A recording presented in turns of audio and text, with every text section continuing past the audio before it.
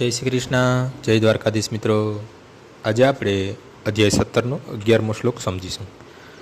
અફલાકાંક્ષી ભીર્યજ્ઞો વિરિદૃષ્ટોય ઇજ્યતે યષ્ટવ્ય મેવેતિ મનઃ સમાધાયશ સાત્વિકઃ।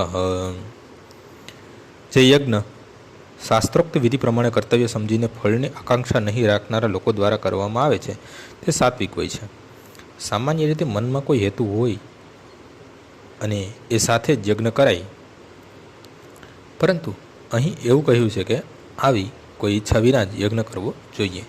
તે કર્તવ્ય સમજીને કરવો જોઈએ। દાખલા તરીકે મંદિરો કે દેવળમાં કરાતા કર્મકાંડ સામાન્ય ભૌતિક લાભની દૃષ્ટિને ધ્યાનમાં રાખીને કરવામાં આવે છે, પણ તે સત્વગુણવાળા હોતા નથી।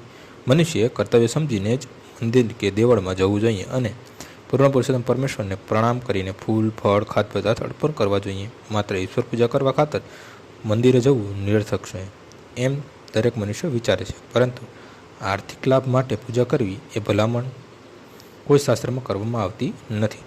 નિર્વિગ્રહને આદર આપવા માટે જ મંદિરે જવું જોઈએ, તેથી મનુષ્ય સત્વગુણી થશે। દરેક સભ્ય મનુષ્યનું કર્તવ્ય છે કે તે શાસ્ત્રોક્ત આદર્શો પાળે તથા પૂર્ણ પુરુષોત્તમ પરમેશ્વરને નમસ્કાર કરે। આજનો શ્લોક અહીં પૂર્ણ થાય છે। આવતીકાલે ફરીથી સવારે 6 વાગ્યે મળીશું। જય શ્રી કૃષ્ણ।